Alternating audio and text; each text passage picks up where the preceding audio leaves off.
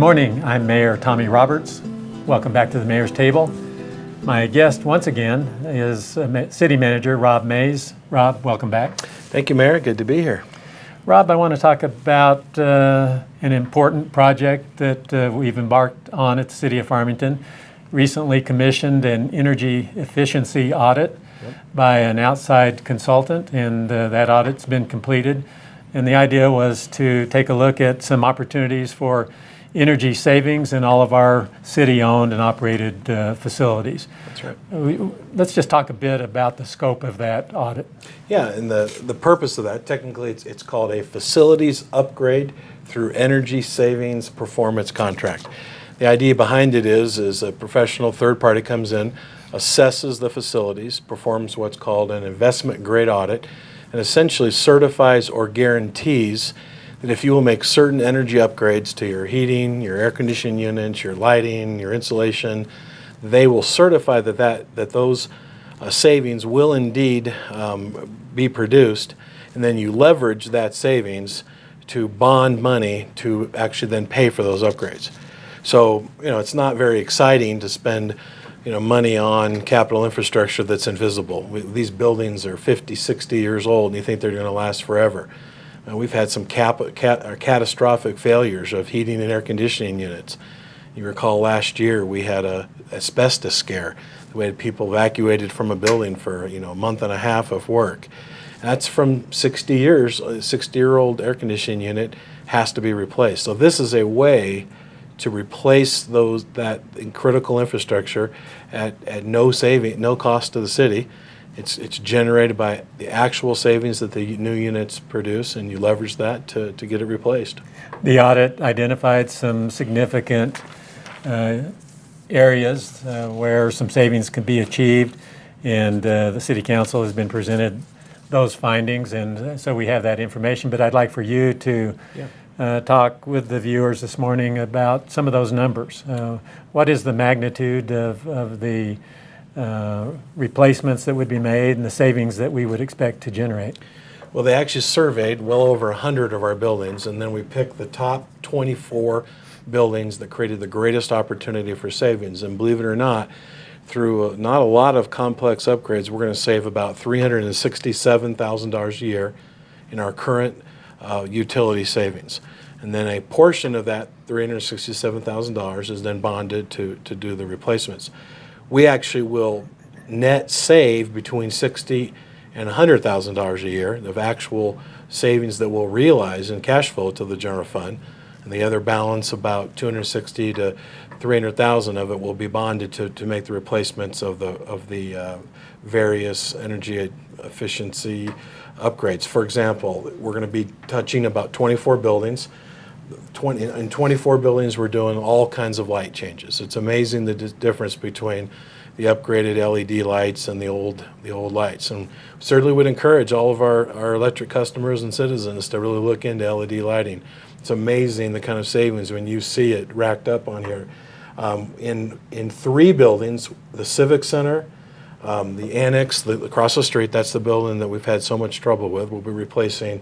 And also the municipal court building and detectives unit will be replacing the air conditioning units completely. And then in 3 buildings, the aquatic center, the civic center, and again the Annex West will be replacing the heating units, the boilers. Those are big, expensive units. And for example, across the street, we'll be also replacing all the ductwork that's had the exposure to the asbestos and have caused those potential hazards. And then in about 11 buildings, we'll be doing technology upgrades and essentially automation. You think about all these buildings, if somebody goes off and leaves an air conditioner on for the weekend, that's a real cost. So these automatic sensors, like a lot of people have installed in their homes, we'll be doing that in a lot of our buildings. My recollection is that the total value of the upgrades will be about $4.3 million. That's right. And so we'll be utilizing the savings to fund the debt service, the annual debt service on the issuance of $4.3 million of bonds. Is that That's correct? Right. So you take the $360,000 that's been guaranteed now by a third party. So there's no risk to the city. That's actually a conservative estimate. So if the savings is not actually realized, the city is off the hook. So the $360,000 that's saved is leveraged for a 15-year bond. We'll be bonding about between $260,000 and $300,000 of that for a 15-year bond. So there's not only a annual net savings of about $60,000 to $100,000 every year for the next 15 years. Then when the bond is paid off in 15 years, much of this equipment, particularly the large expensive boilers and air conditioning, they still have a 5 to 10 year life after that. So then on the back half of it, after the bond's paid off, you're really actually saving upwards of that $350,000 for another 10 years. With this new equipment that would be utilized and installed, do we have any concerns about continuing maintenance of that equipment, and would it be on the same magnitude of concern as what we've had in the past with the aging equipment? No, that's actually a savings that's captured that we will realize, but you don't budget for it. So the amount of money that we've been wasting, Mr. Mayor, we just spent $25,000 last week on the air conditioning unit across the street. That's a 60-year-old air conditioner. That's real money. So this is going to be new equipment. Certainly it needs to be maintained and taken care of, but compared to the cost of keeping 60-year-old equipment running, obviously there's a significant savings there.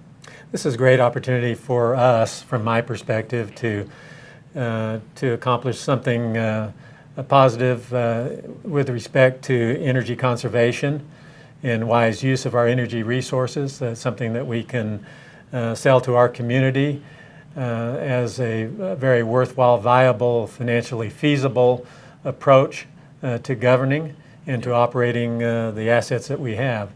I assume that this is not a new mechanism for communities to move forward, to become more efficient with their energy use. So we're not embarking on something that's entirely new and entirely risky. No, not at all. As a matter of fact, the risk is actually, again, transferred to a third party. This program is overseen by the state of New Mexico, working through a vendor, and so there's a lot of accountability through the state contracts. And other University of New Mexico has just completed a big project, Hobbs, Gallup, a number of school systems. This is being done all over the country because it's essentially free money in the sense that if you're currently wasting money by overpaying for utilities, you can take that wasted money and convert it and leverage it into upgrading your equipment. So it's a win all the way around. Yeah, and I think I want to reemphasize to our viewers that the pro forma economic analysis does reflect an ultimate net savings after incurring the upfront costs and after serving the debt.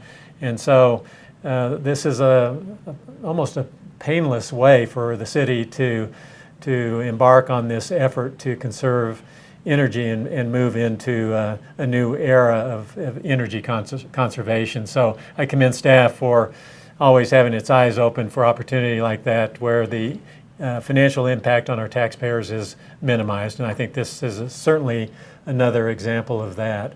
Rob, I appreciate your insight on this. Is there anything else you'd like to add? No, I don't think so. Thank you. Rob, I appreciate your presence again, your leadership for the city of Farmington. We hope that you have enjoyed this segment of the Mayor's Table, and we'll look forward to seeing you again next Monday.